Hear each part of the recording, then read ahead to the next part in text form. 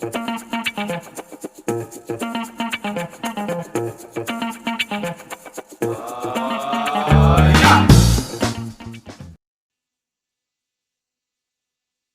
morning and welcome to NCBA Money. Good morning and welcome to NCBA Money Mastery, where we teach you how to make your money work for you. My name is Willy Mahumu, and here at NCBA, we are excited about numbers because I cannot stress this enough. The numbers that matter to you are always at the heart of everything you do. And talking about numbers that should matter to you, here are some numbers you may want to consider if you're in the creative economy.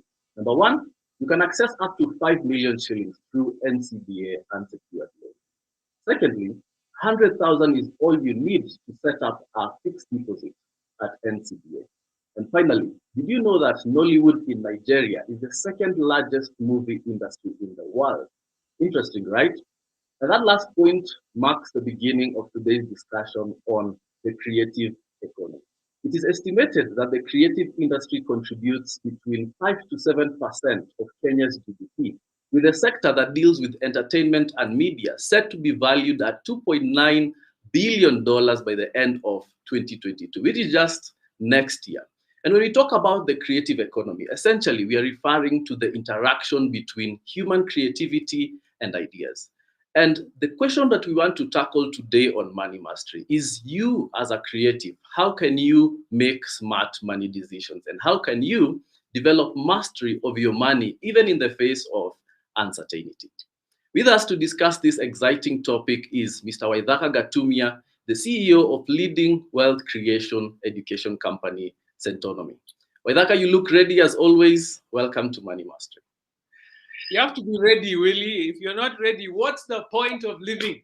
So let's talk about this creative economy. I think it's really important because it's a huge part of growth for us here. And as Centonomy, we want to be in that conversation, and we're appreciative that you brought us into it. Thank you so much to you, Willy, and to NCBA. Okay, Waithaka, so right off the bat, what exactly is the creative economy? All right, so there are many definitions of the creative economy, but a way of thinking about it is individuals and businesses that create revenue, and that's just a complicated way of saying making money. They make money through the sale of art or cultural production. That's the space that we're in. Some kind of expression in that space. They sell culture or art in whatever form it is, to people who are willing to pay, Willy. And just to be clear, would you say we are talking about artists here? Well, there are so many different parts of the creative economy. And I think if we try and get into it, like the platforms, the apps, the technology, those kind of things, we might get a bit lost. So for today's discussion, I think we should focus on the artist for today. Okay, right, artists.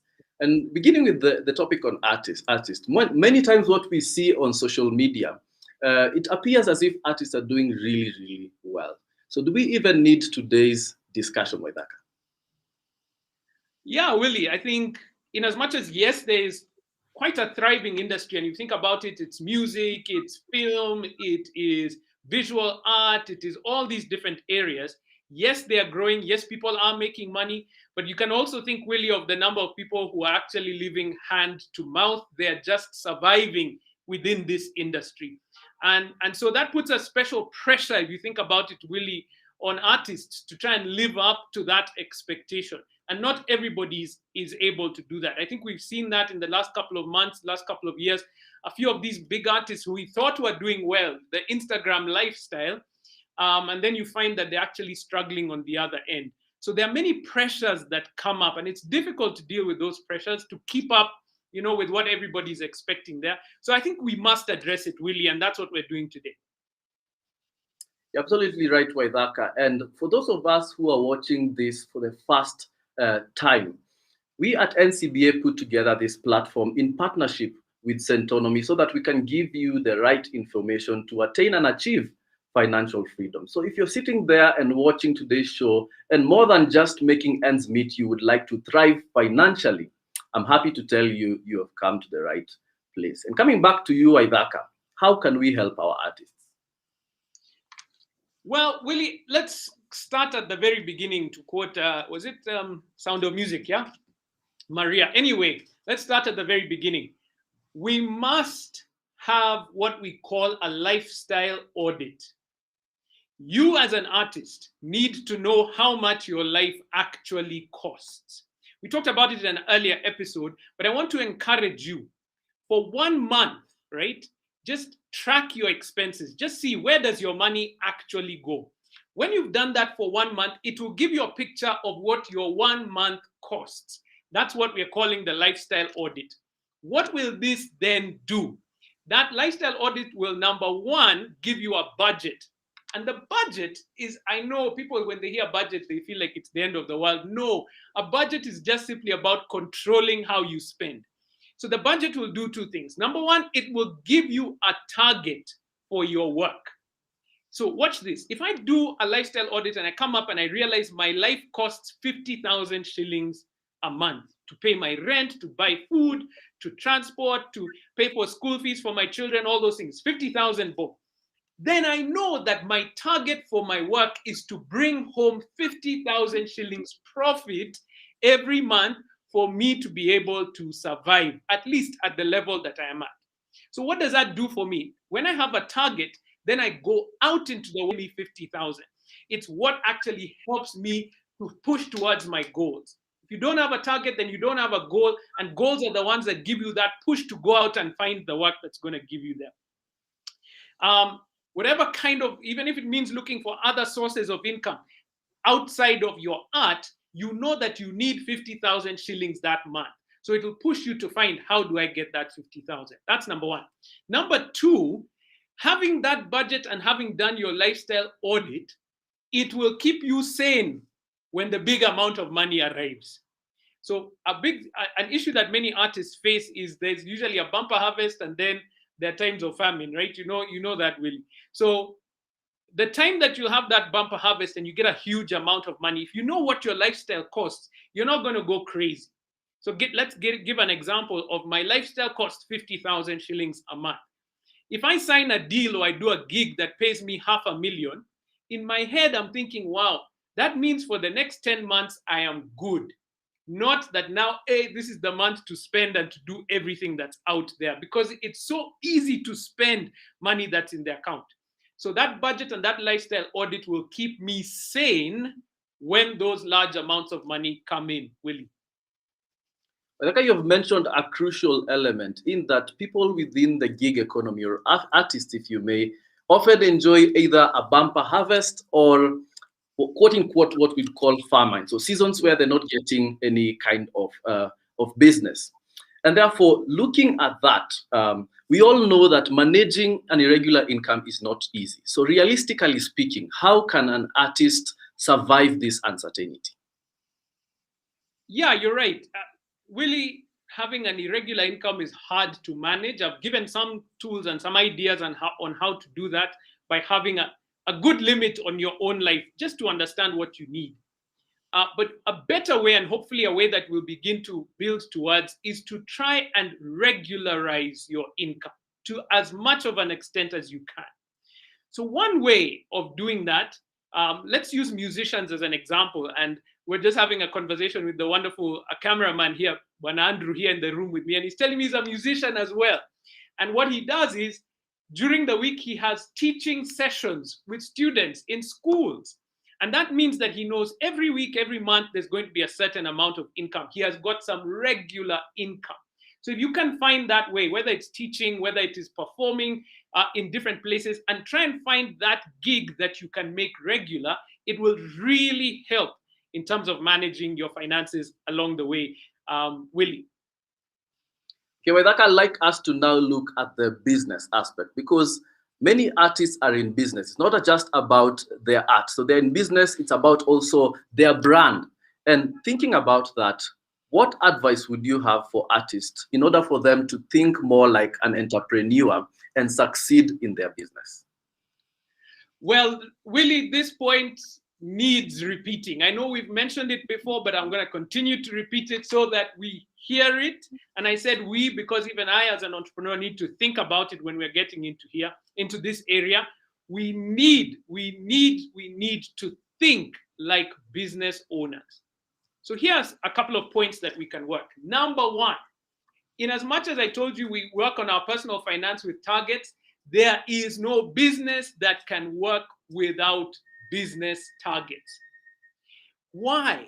Because the targets begin to express at what point does my business become profitable? Not only that, but it also pushes you and your team to go and find the business.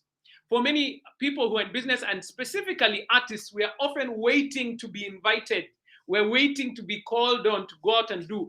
But no, in business, you go and find where the work is. We must have targets in our business. A good example is NCBA here and Centonomy. We're not doing this just because we feel that we need to. It is because it is linked to our overall strategy on how to engage customers and to remain profitable. So all your actions within your business must be linked to business targets. And I'm speaking to you, the artist. What is the target for your business for this year financially? Do you have one? Have you set it so that you're able to move forward? If you haven't set one, just put a target in front of you, because it'll make you now begin to think, how do we achieve it? Number two, Willy, excellence. Excellence is key in what you're going to do to stand out. All industries are competitive, but just think about it like this. The creative industry is competitive at its base. Why? Because everyone is fighting for your eyes, for your ears, for that expression that's out there. So you must be excellent. And a good example of this, I happened to meet one of the leading bands here in Kenya called Sauti Sol at another NCBA event. And I sat down with them and we just had a discussion, and it really caught my attention. These guys go for excellence. They're not a leading band for no reason. They are in this industry to be good. So when you looked at their schedule, they have a schedule for practice. They have a schedule for the gym. Imagine they know their image actually matters even as they go. They have a schedule for media and appearances. They have a schedule for all the different things. They were even in a business coaching program because they're approaching their art as a business. And so excellence is key in all of that. Number three, please, please, please diversify. Don't just focus on one area of your artistic expression just because it works for you. Look at how else you can diversify. So yes, be excellent at your core business, but then begin to do other things. You know, don't put all your eggs in one basket. Think about it. Can I teach? Can I perform? Can I produce? Can I endorse? All these different things. Can brands be part of my income sources? These are the things that matter right now, and especially in a social media world like the one that we're living. Thanks, Willy. Wow, Waithaka, I feel the example you've given on Sauti Sol really resonates with our topic of today. And I think even personally, I feel challenged because many of the things you've mentioned, I really didn't know they go to that extra mile just to be at the level or to play at the level that they play in.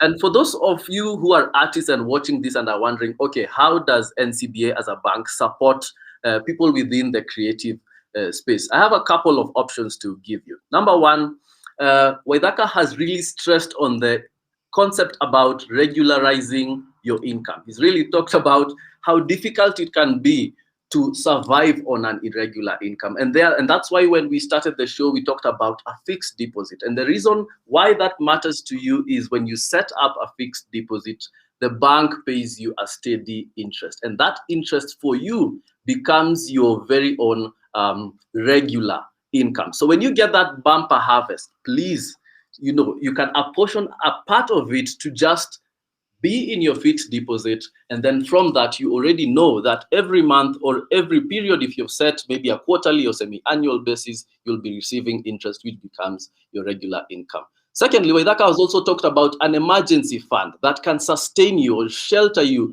against those rainy, unexpected days for at least 3 to 6 months. And with that, we're able to help you with a savings account where you can put your money. And in case you stumble into a challenge, you can easily fall back onto the funds that are in that account. And finally, remember, it's always helpful. And if you watched the entrepreneurship edition, you saw that we talked about the need to separate your business money from your personal money. So it's always helpful to know what's allocated to your business and what is for your own personal finances. Mixing the two can be disastrous, yeah, because you end up utilizing money that was meant for your business on personal needs. So as a bank, we provide you with both business accounts and personal accounts, and a way to be able to connect the two if you want to move money from one to the others, often from your business to your personal, so that you're paying yourself a salary, just like Waithaka has alluded to.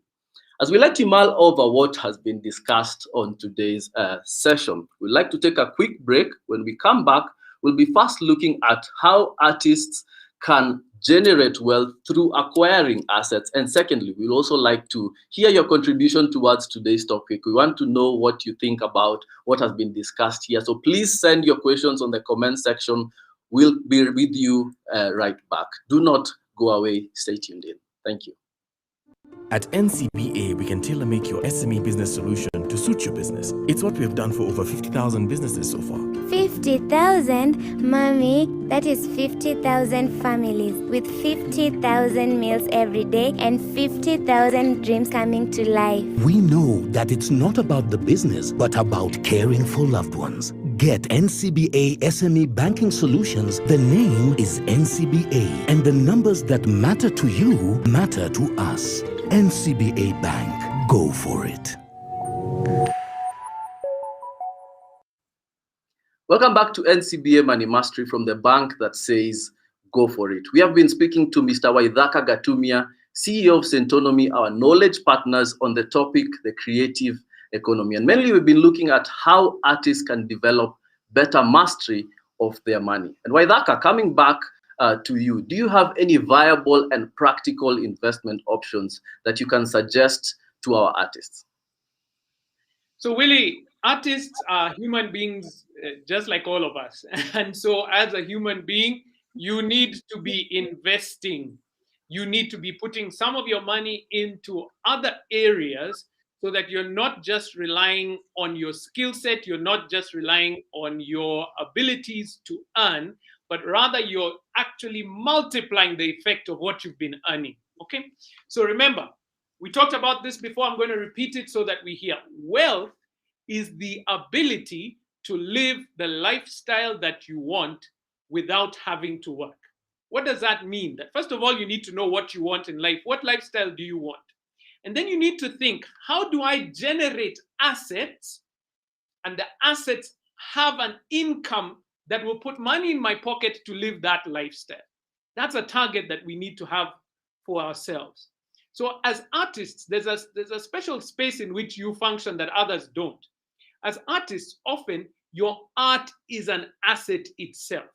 So long as you protect it and you keep it in the right state. So let me give a personal example of myself.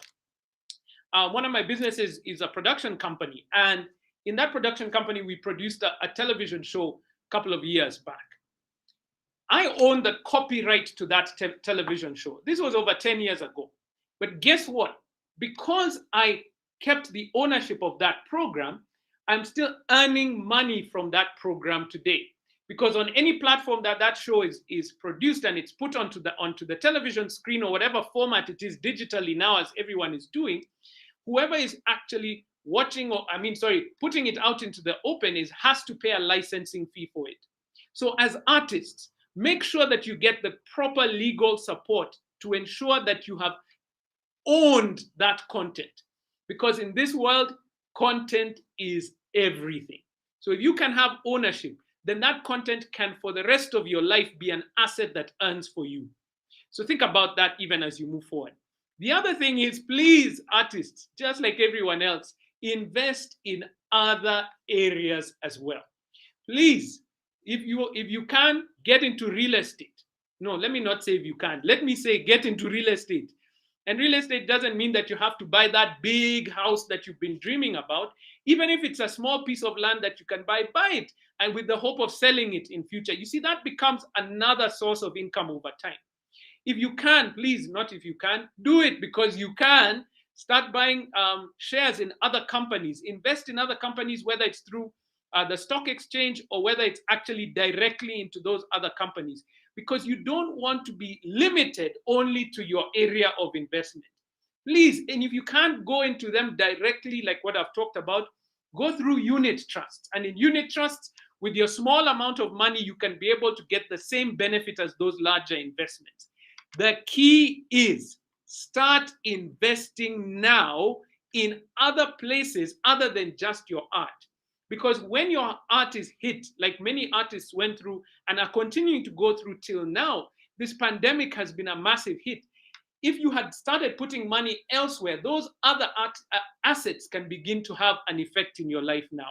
But even if there is no pandemic, you need to be investing in other places, just like we all have to, whatever industry you're in, Willy. Awesome, Waithaka. I think you've properly driven home the point on investing and investment options that, widely artists can take advantage of. So it's that time when we get to answer the questions from our audience. So please allow me to get right into it.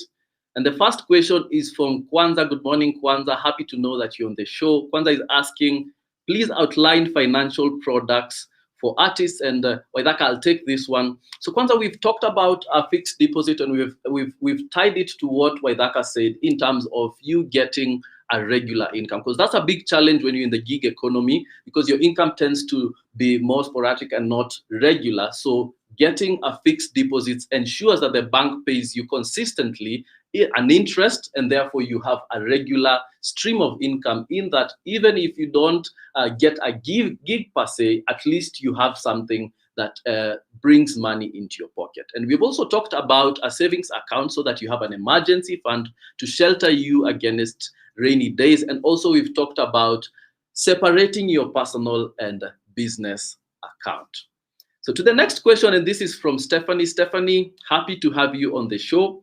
And Stephanie is asking, can banks finance creative ideas? And the example is recording a song or a music video, which is a very good question. So Stephanie is asking, I'll repeat, can banks finance creative ideas, that is recording a song or a music video? Thank you for your question, Stephanie. And this brings us back to what we talked about, regularizing your income. So the answer is yes, but mainly what the bank will do is give you the funds, and then now you can allocate it into your song recording, your video, and whatever creative idea that you have in mind. However, the main thing that I like to stress on is the need for you to have a regular income. And that's why we've given the options we've given. And also, I hope you've had some of the examples that Waithaka talked about earlier, because once you have regular income, then it's so easy for the bank to determine how much we can give you for easy repayment month on month. Waithaka, do you have anything to add to Stephanie's question? I was about to jump in because I have to speak as an outsider, not being part of the bank. I know how banks work. Listen, let me speak to the artists out there. What financial institutions want to do is they want to limit their risk. They don't want to take a big amount of risk. So if you can prove that there's a regular income, that's a wonderful tool to show that you're worthy of the credit. So what can you do? What can you do? Remember the example that I gave. If you get a bumper harvest, remember that person who's earning 50K and you do a deal for $500,000. Don't use the $500,000. Use that $500,000 at once. Sorry, use that $500,000 to pay you a regular income every month. Let's say for the next 6 or 7 months. Yeah. That begins to show that you're paying yourself a salary and you look like you're in a job. And guess what? You are in one. That way, the bank is able to assess and to say, or any other lending institution is able to assess and say, this person has a regular income, therefore they can regularly repay that loan. Then you will be able to access the financing. But if your finances are up, down, there's no order to it, then it's difficult to assess your risk. So please make that one of your goals, to regularize your income. Thank you, Waithaka. I couldn't have said that better. So on to the next question, and this is from William. William, good morning. And William is asking, talk a little bit about intellectual property, and can that be regarded as an asset? So William is saying, talk a little bit about intellectual property, and he's also asking, can that be considered as an asset? It is an asset 100%, but you need to make sure that you own it. So artists, make sure that you ensure that you have the rights to your property. Make sure they are copyrighted. Anytime you produce it, make sure that you are able to get support from a lawyer to make sure that you are the sole owner of that property, then you can benefit from it. Guys, come on, look at the artists out there. You're making money already. The reason that you collect royalties, for instance, musicians, when your music is played somewhere, is because there's proof that you own that music, that you're the one who produced it. This is a massive massive asset for artists. Why? Think about the biggest bands around the world, or musicians around the world. Their back catalog is actually an asset that people pay for. Think about the biggest bands like the Beatles, like Michael Jackson. Their music is an asset that is part of their net worth, because it is often used and used in multiple spaces. So yes, 100% yes, your art is an asset only if you have registered it and you can prove that it belongs to you. So get it registered. Right. Our next question is from Samuel. Samuel, thank you for tuning in. And Samuel is asking, what kind of collateral would a bank require from an artist? So Samuel is asking, what kind of collateral would a bank require from an artist? And allow me to refer to what Waithaka has mentioned earlier. And he's talked about dealing in real estate. Yeah. So he said you can think about investment widely. You can think about dealing in real estate, either a house, either a piece of land, and also we look at vehicles as collateral. So if you watched our assets and faucets video, if you didn't, please, I encourage you to go and watch it. If you looked at that, we talked about our logbook loans. And what we meant is, if you have a car, you have a logbook, you can come and against that, borrow some money. So those are primarily some of the key collateral that you can use when approaching a bank to get some kind of financing.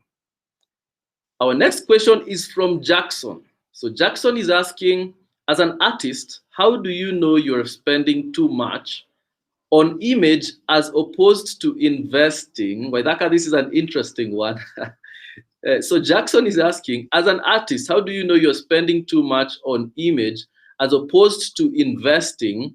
And is there a formula for this? I don't know that I'd call it a formula, Willie, but here's a good measure. If you don't have enough to take care of your life, let me explain what your life is. The place that you live, your children's food and education, your saving and your investment. If at the end of that month you don't have enough to pay rent, you can't buy the food, you can't pay school fees, you can't buy clothes, you can't invest, and you can't save, then you know that you're spending too much on image. So a good measure is to make sure that you have enough for your lifestyle, and then over and above that, you can begin to look at options as to how to look your best for that Instagram photo. So look, excuse me, artists, we need to make sure that we're living a prudent life. I didn't say that it has to be, you don't have to be flashy, but you have to be prudent. Make sure that you have enough for your lifestyle. And the only way that you can do that is where we began this discussion. Do a lifestyle audit. Actually find out, what does my life cost? That becomes your measure, over and above which you can now make a few decisions on looking good. But I want you to build wealth. Thanks, Willie. Thank you. That was an interesting question, right, Waithaka? A tough one. I know. All right. Next question is from Ivy. So Ivy is asking, do you have any success stories of artists that have managed to balance their finances? Are there any lessons we can take from that? Wow. I think there are quite a few. We've done, at Centonomy, we've dealt with a lot of people in various industries. I would encourage you, if you can, just check out the Centonomy YouTube channel. There's a great couple, and they spoke at our last one of our events. The gentleman, actually the entire family, he and his wife are photographers. You may have known them. They're a great brand, Ben Kiruthi. And it's amazing what they've been able to do. They're photographers, and their core business is in photography, especially wedding photography. And they're one of the best photographers in Kenya. But guess what? They're not just resting on that business as the only thing they're doing. They've opened up other businesses, like I think it's a nail salon somewhere in Westlands as well. So they're beginning to use their skill set in one area to allow them to invest in other areas and to begin to grow other industries. So once you're building and there's some cash flow and there's movement, you can be able to build businesses in all other areas. So you can check them out. We've got quite a few of them. Other people in creative industries, musicians who've been through, like Benjamin Webby has been through our program as well. And you begin to see he's a musician, but he found, you know what, I can do other things. So he's become an actor as well. So they're spreading their wings to see how can I begin to build wealth using all the assets that I have. So we've got quite a few of them actually. All right. Waithaka, our next question is from Dennis Bet. Dennis, thank you for your contribution to today's topic. And Dennis is asking, how can an artist go about raising capital for new creative ventures from scratch? I'll repeat. How can an artist go about raising capital for new creative ventures from scratch? So the primary way that you're going to raise capital is through yourself, your personal savings, or through what, look, this is the industry terminology for investment that you hear, through angel investors. Now, let me explain what an angel investor. An angel investor is just somebody who knows you and is willing to take a risk on you.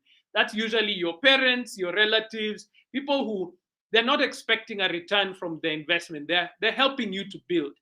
That's usually the first place that you can look for capital, especially when you're starting out. But when you have a track record of success, if you have done a couple of projects and they have proved to be profitable, they have proved to be something that is worth investing in, then you can go into other areas and look for investment in that space. But usually when you're starting out, because that's where we're talking about, you start out with angel investors. As I told you, I had my production company. My angel investors were my parents who bought me my first camera. And that was the investment they needed to put so that I can start producing. And my parents were not asking me for money back for that camera. It was secondhand. It was a good one, by the way, but it was not something that they were expecting as return. If you go into the market for investment and you're looking at investment firms, they are very purposeful on the return they expect. And so it's not as flexible. I think we mentioned him in the last session we did for entrepreneurs. It's a South African speaker. His name is Vusi Tembekwayo. He says for startup businesses, and we talk about a first time project, you're a startup business, what you need is patient money that is not going to be required back anytime soon or ever.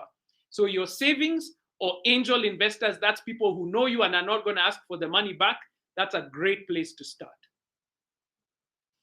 All right, Waithaka, we have another interesting question here from Fred. And Fred is asking, as an artist, oftentimes you have to balance between image and investing because people want to believe in you. People want to look at you and be wowed, by your presence, where you live, what car you drive. And therefore, how do you balance the two? Willy, you're asking me the hardest questions to respond to. Let me try it this way. And please understand, this is my personal opinion, and I think we each have to navigate this as individuals. I think what people respond to most is not flashiness or extravagance. From my experience, what people respond to most is authenticity. And I think we have a sense, if you look at it, we have a sense in which those who are most authentic in these spaces, especially on social media, are the ones who draw an audience. Yes, look, if you have the flashy car, the flashy lifestyle, it'll draw audience, but it may not keep them there. Authenticity, I think, is what people are looking for. Please, I didn't say shabbiness. I said authenticity. I think if you spend time working on those photographs or the images that you're putting out there, they don't have to be expensive. They have to be quality. And if they're quality matched with authenticity, then you'll draw an audience and keep them there. And God willing, as you build your audience, you'll make more money. And then you can do those more flashy things along the way. But it doesn't have to start the other way. I know so many social media influencers and artists who are out there who don't have to spend too much, but because they have caught on to the conversation that the audience is looking for, their music or their visual art or their film catches an audience, then they're able to build from that perspective. So I'd go for authenticity rather than image. Handle that pretty well, because really most times when someone is authentic, you're able to connect with them, you're able to feel them, and you just are able to like develop chemistry with them. So I think you're very right that, and also we as human beings are very clever, if I may say. You know when someone is kind of faking it, yeah. So I think I really like what you're saying there.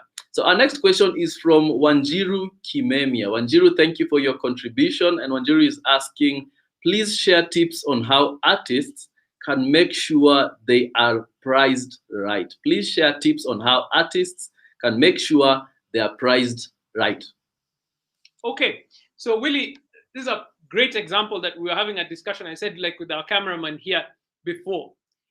As artists, we often don't know all the costs, or we are not aware of all the costs that go into the production of your art. And so I'm going to challenge you to make sure that you properly assess what goes into the production of your art. So there's the hardware, there's the, for instance, like if we are in film production as a good example, if you own the camera, guess what? Taking your camera onto set is a cost. If you didn't have that camera, you'd have to hire it from someone. And so in your pricing, include the price of that camera, even if you own it yourself, because that's a cost. You had to buy it and you're using it in this space.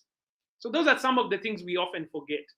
But one of the main things that we forget as artists is our own time, effort, and energy. So imagine if you had to hire someone to do the work for you, how much would it cost to have them do that work? It's a good measure. Like if you had to hire someone, if you are a recording artist, to come into your studio and to play that instrument, you'd have to pay them. Just because you're the one who's able to play all the different instruments does not mean you should cut the cost of each one of those. So an awareness of the costs that go into it. Once you have an awareness of the costs that go into it, make sure over and above those costs, you have priced in a margin for profit. Just because there's been money coming in does not mean that your project is profitable. Once you know the costs, above that, there must be a margin for profit. But you often, because you see that's a large amount, then you think you're making money. No, because a lot of that may be taken up by the costs of that project. So your primary function as a business owner in the artist space is to know your costs. When you do, then you're able to make sure you're profitable. I hope then it'll help you with your pricing strategy. Right. And on to our last question, Waithaka. This is from Mary. Mary, thank you so much for tuning in. And Mary is asking, kindly give advice for artists who are just starting out and may not have too much or regular income to make large investment. Let me repeat that. Mary is asking kindly advice for artists who are just starting out and may not have too much or regular income to make large investments. Willy, they have to find the money.